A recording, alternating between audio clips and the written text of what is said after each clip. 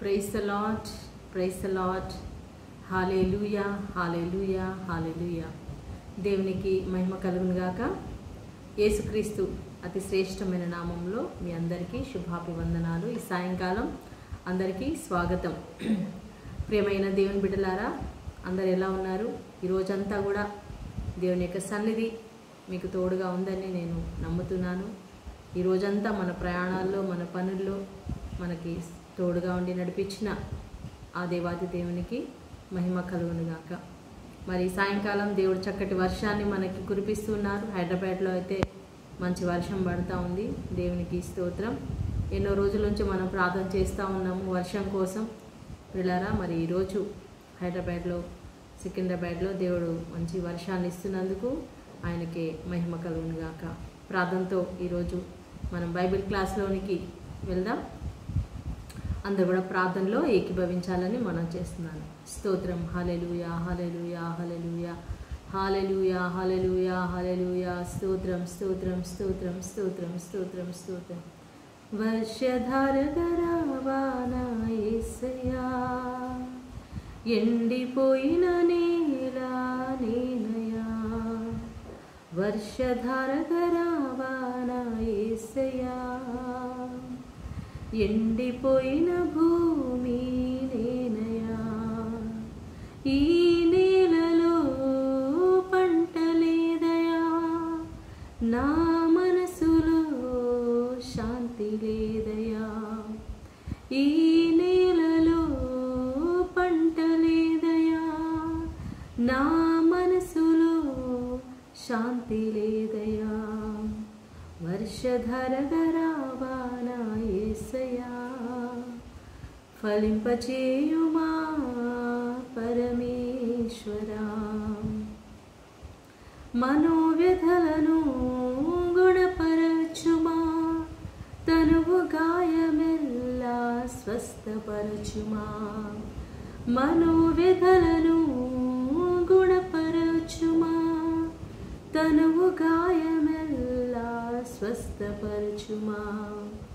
యేసునాథుడా పరమ వైద్యుడా, యేసునాథుడా పరమ వైద్యుడా, నీదు కృపతో ఆదరించుమా, నీదు కృపతో ఆదరించుమా. వర్షధారగరావాన యేసయ్యా, ఎండిపోయిన భూమి నేనయా. వర్షధారగరావాన యేసయ్యా, ఫలింపచేయుమా పరమేశ్వరా. పాపములన్నీ పరిహరించుమా, తనువు గాయమెల్లా స్వస్థపరచుమా.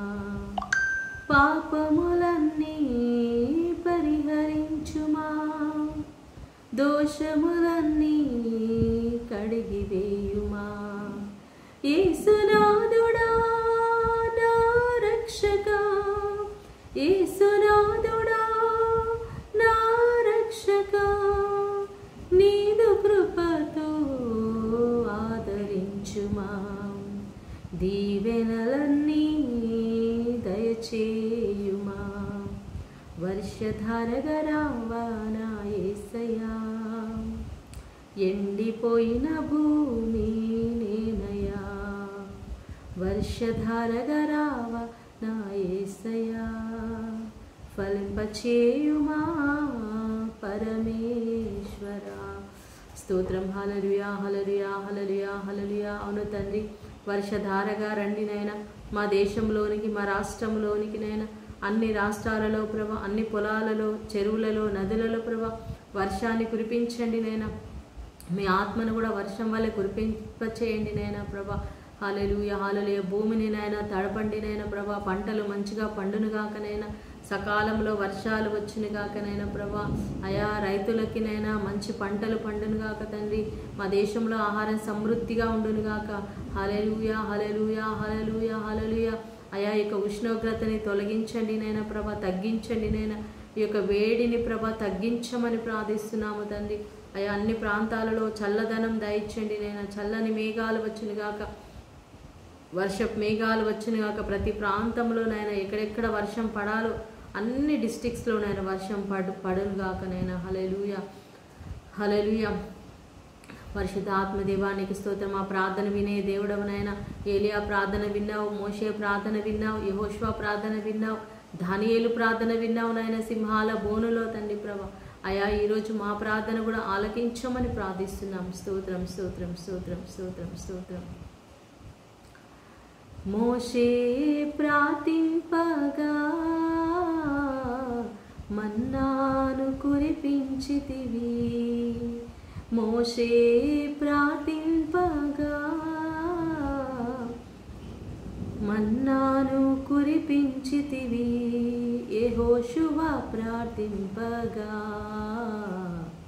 సూర్య చంద్రుల నాపితివి, యెహోషువ ప్రార్థింపగా సూర్య చంద్రుల నాపితివి.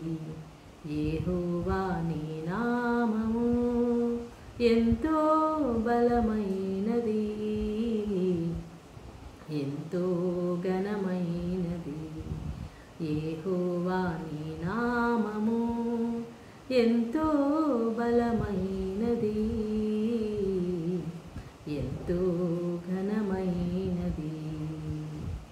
Thank you Lord Jesus. అవును ప్రభా, నీ నామం ఘనమైనది, బలమైనది నాయనా. యేసయ్యా నీ నామంలో మాకు విజయం కలుగునుగాక, నీ నామములో తండ్రి మాకు స్వస్థత కలుగునుగాక, యేసు నామంలో మాకు విడుదల కలుగునుగాక, యేసు నామంలోనైనా మాకు రక్షణ కలుగునుగాక.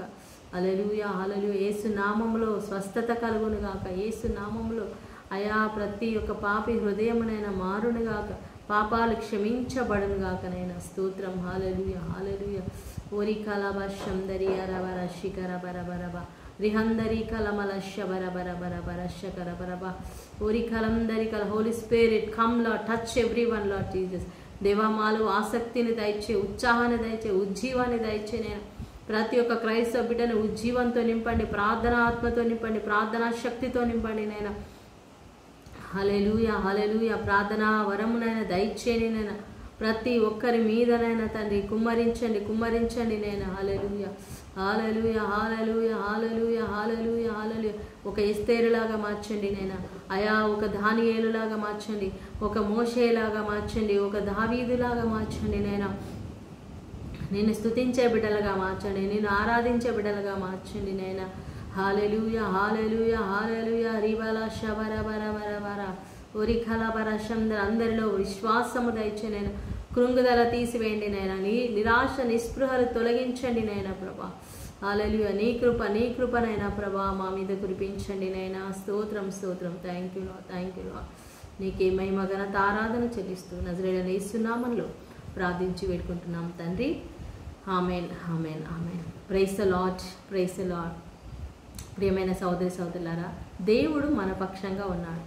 దేవుడు తన బిడ్డలను ఆయన పిలిచినప్పుడు మధ్యలో విడిచిపెట్టే దేవుడు కాదు. ఆయన మనల్ని మర్చిపోయేవాడు కాదు. ఇశ్రాయేలు ప్రజలని మనకి పరిశుద్ధ గ్రంథంలో ఒక మాదిరిగా ఉంచాడంటే దేనికి? వారిని నడిపించిన దేవుడు మనల్ని కూడా నడిపిస్తాడు. వారి ప్రార్థన ఆలకించిన దేవుడు మన ప్రార్థన కూడా ఆలకిస్తాడు. ప్రతి విషయం కూడా ఒక దృష్టాంతముగా, ఒక మరి సన్నివేశంగా దేవుడు పరిశుద్ధ గ్రంథంలో రాసి ఉంచాడంటే అది మన జీవితంలో కూడా నెరవేరుస్తాడని మనం ఆ వాక్యాన్ని చదివినప్పుడు మనం నమ్మాలి. యెహోషువ గ్రంథంలో మనం అదే నేర్చుకుంటూ ఉన్నాం. దేవుడు ఎలా వాళ్ళకు తోడుగా ఉండి నడిపిస్తున్నాడు.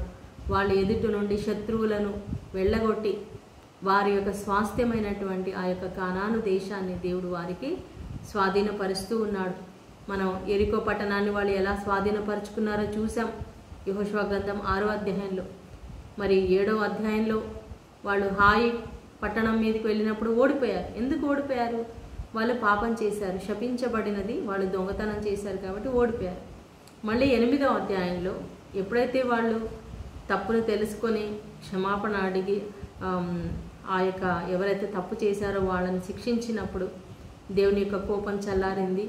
మరి 8వ అధ్యాయంలో వాళ్ళు మళ్ళీ హాయి మీదకి వెళ్ళినప్పుడు వాళ్ళు గెలిచారు. దేవుడు వాళ్ళకి విజయం ఇచ్చాడు.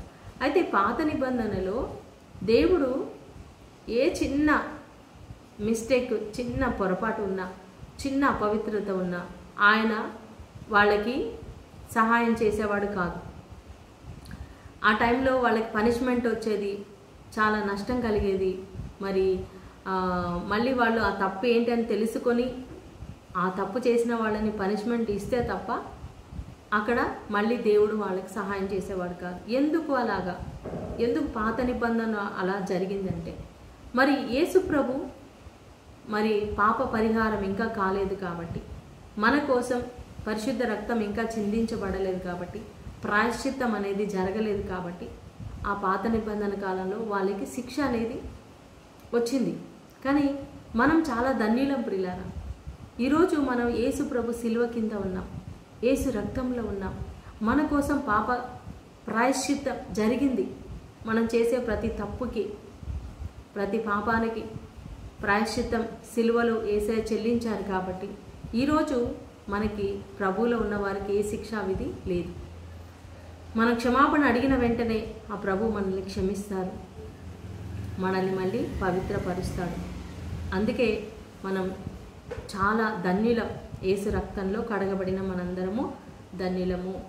సో ఆ కాలంలో అలా ఉండేది కాదు. ఎప్పుడైతే వాళ్ళు దేవుని ఆజ్ఞలను ధిక్కరిస్తారో వెంటనే వాళ్ళకి పనిష్మెంట్ అనేది ఉండేదన్నమాట.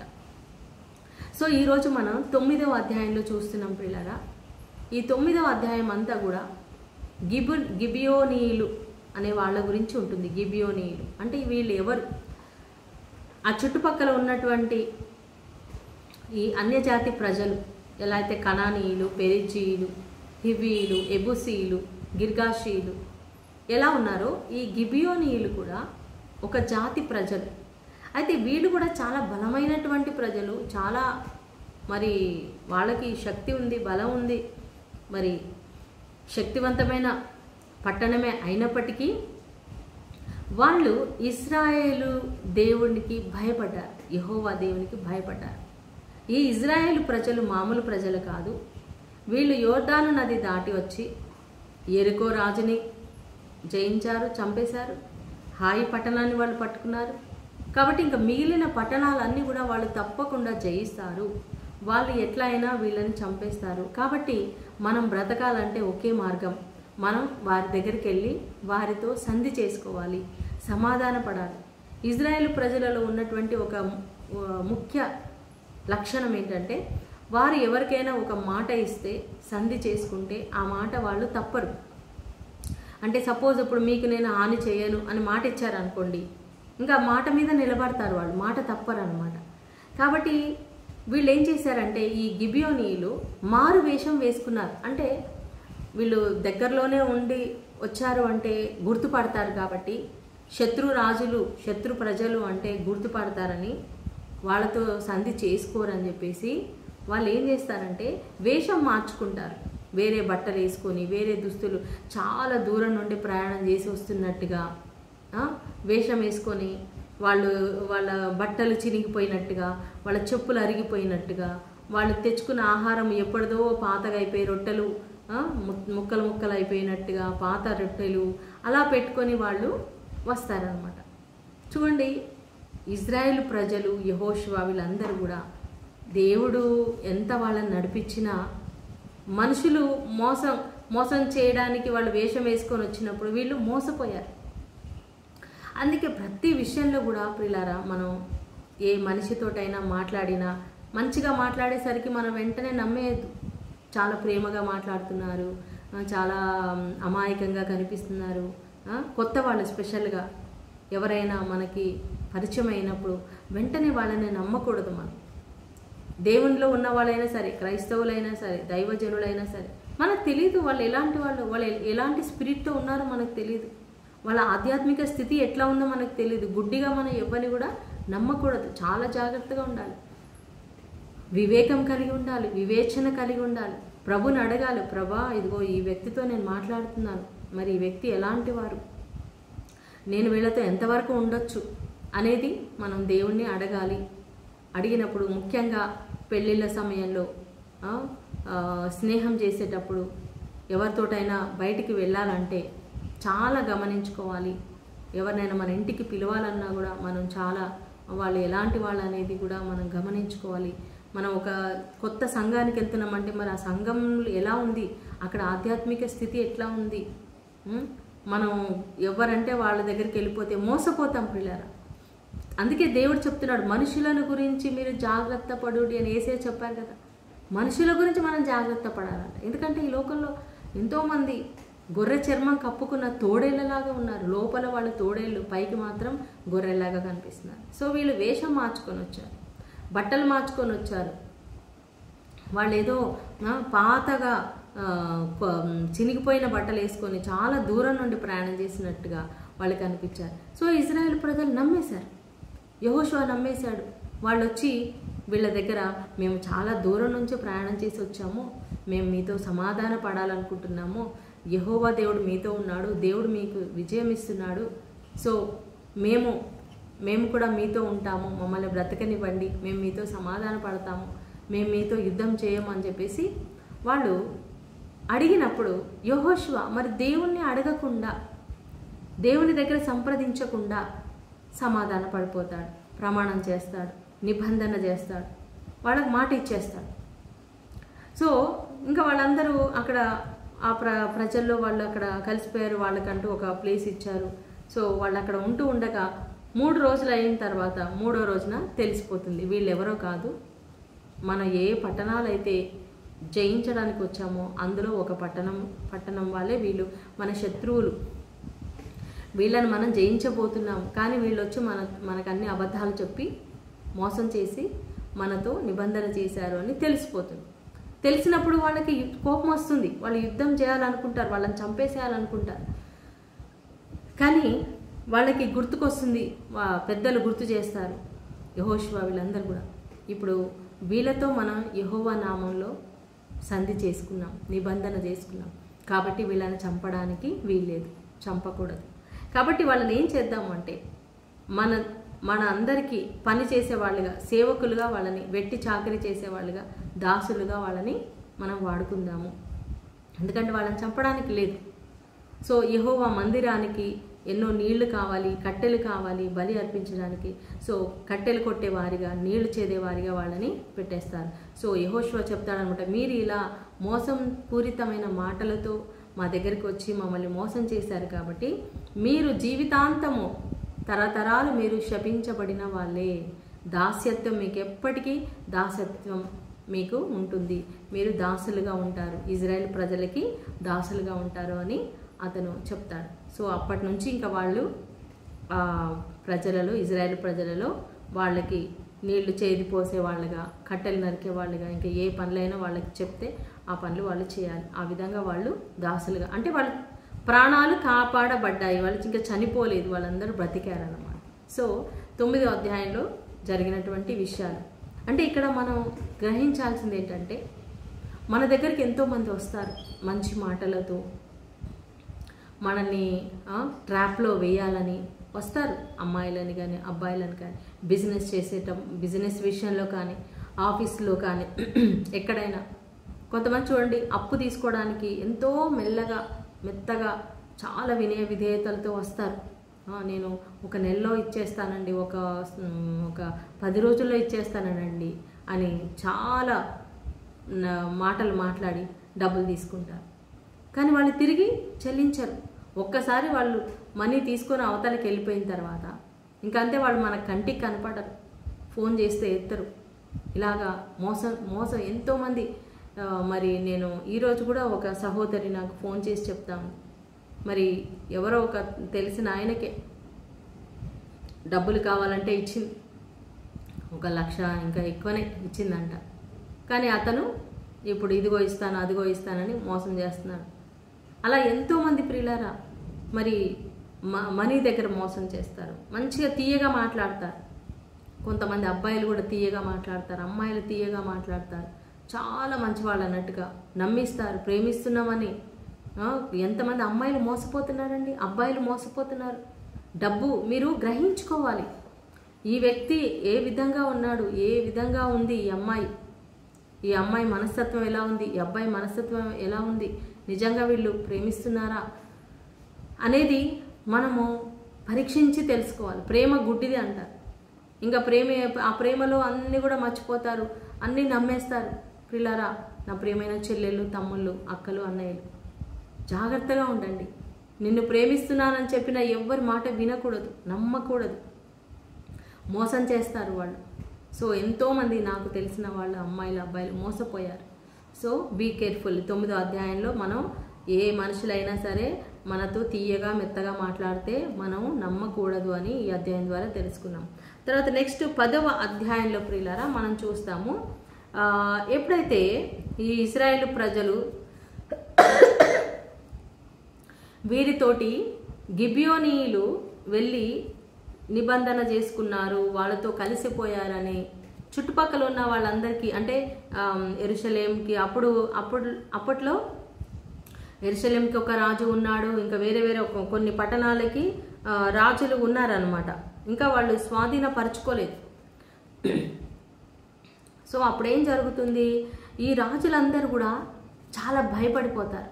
అంటే గిబియోను పట్టణము, గిబియోను రాజు, వీళ్ళందరూ కూడా చాలా బలమైనటువంటి వాళ్ళు. మరి వీళ్ళే అంత భయపడి వెళ్ళిపోయి ఇజ్రాయేల్ ప్రజలతో కలిసిపోయి వాళ్ళ దగ్గర సమాధాన పడ్డారంటే మరి మనం ఎట్లాగా గెలుస్తామని వీళ్ళందరూ ఆ చుట్టుపక్కల ఉన్న రాజులందరూ, లాకీషు రాజు, తర్వాత ఈ యెరూషలేము రాజు, లిబ్నా, వీళ్ళందరూ కూడా పక్కన ఉన్న వాళ్ళందరూ, గాజా, వీళ్ళందరూ కలిసిపోతారు. మనందరం కలిసి వెళ్ళి వీళ్ళ మీద యుద్ధం చేద్దామని ఈ 5 రాజులు బయలుదేరి వస్తారు. వచ్చినప్పుడు దేవుడు యెహోషువతో చెప్తాడు, నువ్వేం భయపడద్దు, నేను నీకు తోడుగా ఉన్నాను, నేను నీకోసం యుద్ధం చేస్తాను. సో వీళ్ళు యుద్ధం చేయడానికి వెళ్తారు. యుద్ధం చేయడానికి వెళ్ళినప్పుడు దేవుడు కూడా వాళ్ళ పక్షంగా, ఇజ్రాయేలీల పక్షంగా యుద్ధం చేస్తాడు. వడగండ్ల వాన కురిపిస్తాడు. ఆ వడగండ్ల వానలో అనేక మంది సైనికులు, ఆ శత్రు సైన్యం చనిపోతారు. సో యెహోషువ కూడా యుద్ధం చేస్తూ ఉంటాడు, మన ఇజ్రాయేల్ సైన్యము యుద్ధం చేస్తూ ఉంటారు, అందరినీ కూడా హతమారుస్తారు. అప్పుడు ఈ 5 రాజులు పారిపోయి ఒక గుహలో, వాళ్ళు మక్కెదా అనే గుహలో వాళ్ళు దాక్కుంటారు. దాక్కున్నప్పుడు ఆ గుహలో వాళ్ళు వెళ్ళిపోయిన తర్వాత ఇజ్రాయేల్ సైన్యం ఏం చేస్తుందంటే ఆ గుహని రాళ్లతో మూసేసి వాళ్ళు వెళ్ళి ఆ మిగిలిన సైనికులందరినీ కూడా చంపేస్తారు. సో అప్పుడు ఏమవుతుందంటే సైన్యం చాలా పెద్దగా ఉంది, కానీ చీకటి అయిపోతుంది, టైము 3 అయిపోతుంది. మరి యుద్ధం 6 గంటల వరకే చేయాలి. అంటే యుద్ధ నీతి అది. యుద్ధానికి కూడా కొన్ని రూల్స్ రెగ్యులేషన్స్ ఉంటాయి కదా, ఈ టైం వరకే చేయాలి, నైట్ యుద్ధం చేయకూడదు. సో సాయంత్రం అయిపోతుంది, ఇంకా శత్రువులు ఇంకా అలాగే ఉన్నారు. కాబట్టి యెహోషువ 13వ వచనంలో ప్రియులారా, 13వ వచనంలో యెహోషువ ప్రార్థన చేస్తాడు. అంటే దేవుడు తన బిడ్డలని రక్షించడానికి, కాపాడడానికి ఆయన ఏమైనా కూడా చేస్తాడు. అంటే మనం విశ్వాసంతో అడిగితే దేవుడు ఏదైనా చేస్తాడు. సో విశ్వాసంతో యెహోషువ అడిగాడు, ఏమని, ప్రభువా ఇంకా యుద్ధం అయిపోలేదు కాబట్టి సూర్యుడిని ఆజ్ఞాపిస్తున్నాడు, సూర్యుడు నువ్వు అక్కడే ఆగిపో, చంద్రుడు నువ్వు అక్కడే ఆగిపో అని సూర్య చంద్రులకు ఆజ్ఞాపిస్తున్నాడు. హల్లెలూయా, ప్రైజ్ ది లార్డ్. నిజంగా మన సూర్య చంద్రులకు ఆజ్ఞాపిస్తే జరుగుతుందా? జరుగుతుంది. ఈ భూమి మీద ఒక నరుని మాట విన్నటువంటి రోజు, అలాంటి రోజు హిస్టరీలోనే ఇంకొక రోజు లేదంట. Praise the lord. అంటే చూడండి యెహోషువ ఎంత విశ్వాసం, మనకు విశ్వాసం ఉండాలి ప్రియులారా.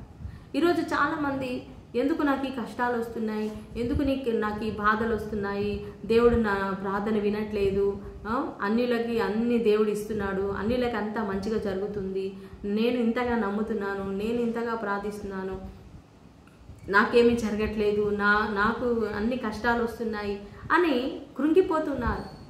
అలా కృంగిపోకూడదు ప్రియులారా. ఇప్పుడు ఇజ్రాయేల్ ప్రజల మీదకి రాజులు యుద్ధానికి వచ్చారు. ఎందుకు ప్రభా యుద్ధాలు వస్తున్నారు, వీళ్ళందరూ మా మీద అటాక్ చేస్తున్నారని వాళ్ళు బాధపడ్డారా? యుద్ధం జరుగుతుంది. మనం ఈ లోకంలో ఉన్నప్పుడు మన మీదకి శత్రువు వస్తాడు, కానీ మన పక్షంగా దేవుడు ఉన్నాడు. ఆ యుద్ధంలో మనకు సహాయం చేయడానికి దేవుడు ఉన్నాడని మనం విశ్వసించాలి, నమ్మాలి. యెహోషువ జస్ట్ ఏదో నమ్మి అట్లా ఇంట్లో కూర్చోలేదు. యుద్ధరంగంలో దిగాడు, యుద్ధంలో దిగాడు, యుద్ధం చేశాడు. విశ్వాసంతో ఆ యుద్ధంలో దేవుడు నాకు సహాయం చేస్తాడని నమ్మాడు. కాబట్టి దేవుడు ఒక పక్కన వడగళ్లతో శత్రువులను చంపేశాడు, ఇంకొక పక్కన యెహోషువ చేసిన ప్రార్థన ఆయన ఆలకించాడు.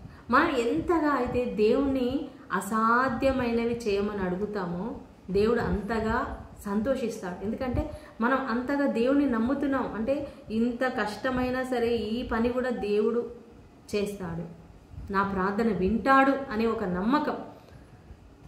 మోషే ఆ సముద్రం వైపు చేతులు చాపమని దేవుడు చెప్పినప్పుడు ఆయన చాపాడు, ఎర్ర సముద్రం రెండుగా చీలింది కదా. అది దేవుడు చెప్పిన మాట చేశాడు మోషే. మరి ఇక్కడ యోర్దాను నది విషయంలో కూడా దేవుడు చెప్పింది యెహోషువ పాటించాడు.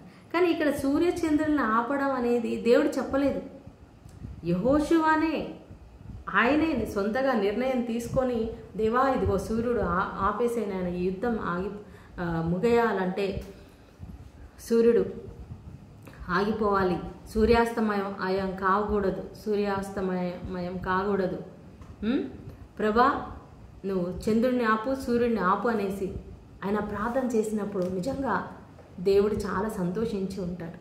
హల్లెలూయా, నా బిడ్డ నన్ను ఇంతగా నమ్ముతున్నాడా, నేను అతను అడిగితే నేను సూర్యుని కూడా ఆపుతానని ఆయనకు అంత నమ్మకం ఉందా అని చెప్పేసి దేవుడు సూర్యుడిని ఆపేశాడు, చంద్రుడిని ఆపేశాడు. ఒక రోజు అంటే 24 hours సూర్యుడు చంద్రులు ఆగిపోయాయంట ప్రియులారా. హల్లెలూయా. మరి ఇది హిస్టరీలో కూడా రుజువైంది, సైంటిఫిక్గా కూడా రుజువైంది. ఈ టైం లెక్క పెడుతూ ఉన్నప్పుడు 24 గంటలు తేడా వచ్చింది. హిజ్కియా కాలంలో కూడా 10 గంటలు తేడా వచ్చింది. ఈ రెండింటిని టాలీ చేస్తేనే కరెక్ట్గా మళ్ళీ మన గడియారం అనేది కరెక్ట్గా వచ్చిందంట ప్రియులారా. సో ఇదంతా కూడా బైబిల్ ఒక కథల పుస్తకం కాదండి, ఇది చరిత్ర, రియల్ స్టోరీ, జరిగినటువంటి స్టోరీ. కొన్ని స్టోరీలు చిన్నప్పుడు నేను ఈనాడు పేపర్ వచ్చినప్పుడు సండే ఒక బుక్ వస్తుంది కదండి, ఈనాడు బుక్, అందులో ఇది కథ కాదు అనే ఒక స్టోరీ వస్తుంది అనమాట. నాకు చిన్నప్పుడు చాలా ఇష్టం ఉండేది. ఆ కథలన్నీ నేను చదివేదాన్ని. అంటే అవన్నీ నిజంగా జరిగినవి, కొంచెం వాళ్ళు దాన్ని ఎలాబరేట్ చేసి దాన్ని రాస్తారనమాట. కానీ అవన్నీ కూడా రియల్ స్టోరీస్. సో ఇలాంటి రియల్ స్టోరీస్ మనకి చాలా ఇంట్రెస్టింగ్గా ఉంటుంది. ఇప్పుడు కొన్ని మూవీస్ ఉంటాయి, కొన్ని మూవీస్ రియల్ కాదు, అవి అట్లా వాళ్ళ ఇమాజినేషన్తో రాస్తూ ఉంటారు. కానీ కొన్ని మూవీస్ రియల్ స్టోరీ అని ఇస్తూ ఉంటారు. సో బైబిల్ అనేది కథలు కాదండి, ఎవరో ఒక కవి ఊహించి రాసింది కాదు, స్టోరీలు వాళ్ళు రాసిన పుస్తకాలు కాదు బైబిల్. ఇది ఒక నిజమైన చరిత్ర, హిస్టరీ, భూమి యొక్క చరిత్ర, ఇది ఈ లోకం యొక్క చరిత్ర. సో ఇశ్రాయేల్ ప్రజలు ఈ భూమి మీద ఉన్నారు, వాళ్ళని దేవుడు ఎలా ఎన్నుకొని నడిపిస్తూ ఉన్నాడు, వాళ్ళ ద్వారా ఎలా యేసయ్య వచ్చాడు, ఈ లోకాన్ని ఎలా రక్షించాడనే విషయాలు ఉన్నాయన్నమాట. సో ఇక్కడ సూర్యచంద్రులని దేవుడు ఆపేశాడు, యెహోషువ ప్రార్థన. అందుకే మనం ఇందాక మనం పాట పాడుకున్నాం కదా, మోషే ప్రార్థించగా మన్నాను కురిపించితివి, యెహోషువ ప్రార్థించగా సూర్య చంద్రులనాపితివి, యెహోవా నీ నామము ఎంతో బలమైనది, ఎంతో ఘనమైనది. యెహోవా నామం ఎంతో బలమైనది, ఎంతో ఘనమైనది. ఆయన నామంలో మరి ఇజ్రాయేల్ ప్రజలు మరి విడుదల పొందుకున్నారు. యెహోవా నామంలో యెహోషువ ప్రార్థించినప్పుడు సూర్య చంద్రులను కూడా ఆయన ఆపేశాడు. హల్లెలూయా, ప్రైజ్ ది లార్డ్. సో వాళ్ళు విజయం పొందుకున్నారు.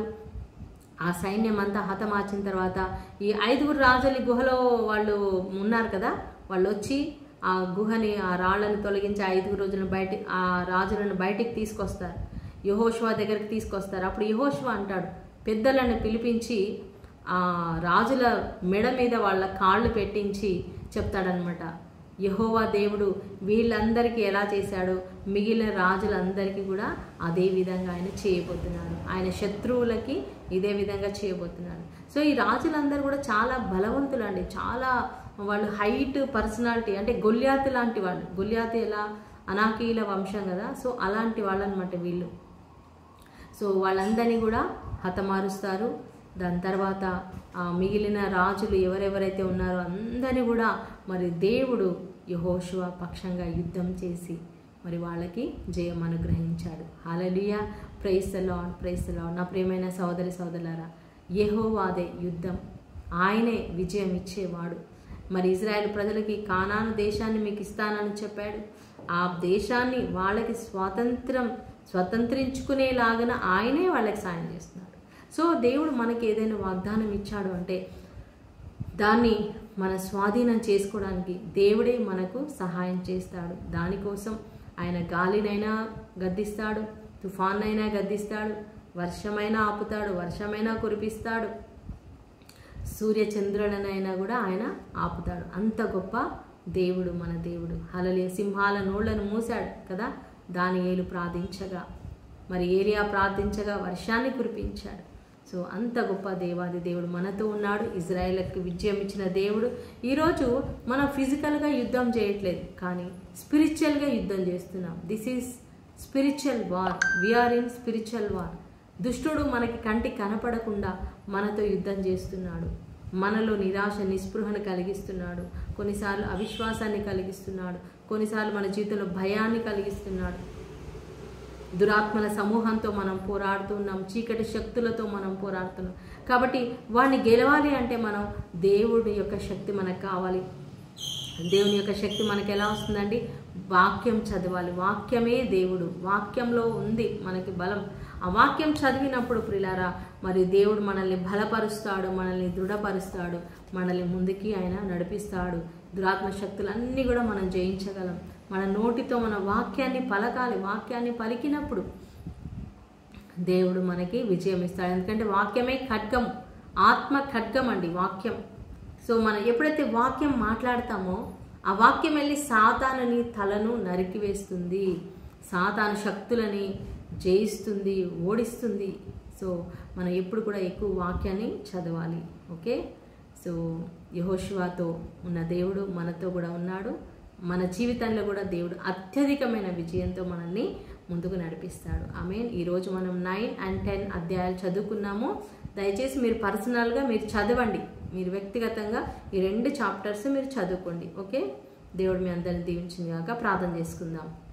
స్తోత్రం నాయన, స్తోత్రం మహాగరుడ, పరిశుద్ధుడా ప్రభా. ఈరోజు యెహోషువ గ్రంథం 9, 10 అధ్యాయాలు మేము ధ్యానించుకోవడానికి మాకు సాయం చేసినందుకు వందనాలు. అవును నాయన, మేము మనుషుల గురించి మేము చాలా జాగ్రత్తగా ఉండాలి నాయన. మేము పై వేషాన్ని చూసి మోసపోకూడదు నాయన ప్రభా. అలాగే తండ్రి, మా శత్రువులందరినీ జయించడానికి నువ్వు మాకు శక్తినిచ్చే దేవుడు, బలం ఇచ్చే దేవుడవు నాయన. మా పక్షంగా మీరే పోరాడండి నాయన. మాకు వ్యతిరేకంగా లేచిన వాళ్ళందరినీ మీ చేతికి అప్పగిస్తున్నాం ప్రభా.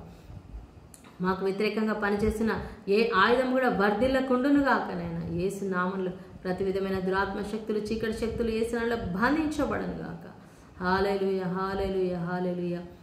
Thank you lord, praise you lord ప్రభా. ఈరోజు ఈ లైవ్లో పాల్గొన్న ప్రతి ఒక్క బిడ్డను కూడా ఆశీర్వదించి దీవించి బలపరచమని నజరేయుడైన యేసు నామములో నైనా.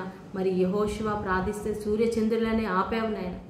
అయ్యా మా జీవితంలో ఏ శత్రువు కూడా ప్రభు మా మీదకి రాకుండా ఆపండి నాయన. సూర్యచంద్రులను ఆపిన దేవుడవు, మాకు ఏ ద్వారాలైతే మూయబడుతున్నాయో నైనా మాకు అడ్డుగా ఉన్న ప్రతి బండను తొలగించండి, ప్రతి కొండను తొలగించండి, ప్రతి సముద్రాన్ని తొలగించండి ప్రభా. యేసు నామములో మమ్మల్ని దాటించండి నాయన, మమ్మల్ని ముందుకు నడిపించండి నాయన. మా చేయి పట్టుకొని ఉన్నతమైన శిఖరాలను మమ్మల్ని ఎక్కించండి నాయన. అయ్యా నీ యొక్క సేవలో నీ యొక్క పనిలో నాయన మమ్మల్ని ముందుకి గొప్పగా నాయన నడిపించమని, నీ కొరకు మేము అనేకమైన ఆత్మలు సంపాదించడానికి నాయన, అనేకమైన పట్టణాలు దేశాలు పట్టుకోవడానికి నాయన మాకు సహాయం చేయమని నీకే మహిమ ఘనత ఆరాధన చెల్లిస్తూ నజరేయుడైన యేసు నామములో ప్రార్థించి పెట్టుకుంటున్నాం తండ్రి. ఆమేన్, ఆమేన్, ఆమేన్. ఈ యొక్క వీడియోని దయచేసి లైక్ చేయండి, షేర్ చేయండి. Okay. God bless you. Shalom.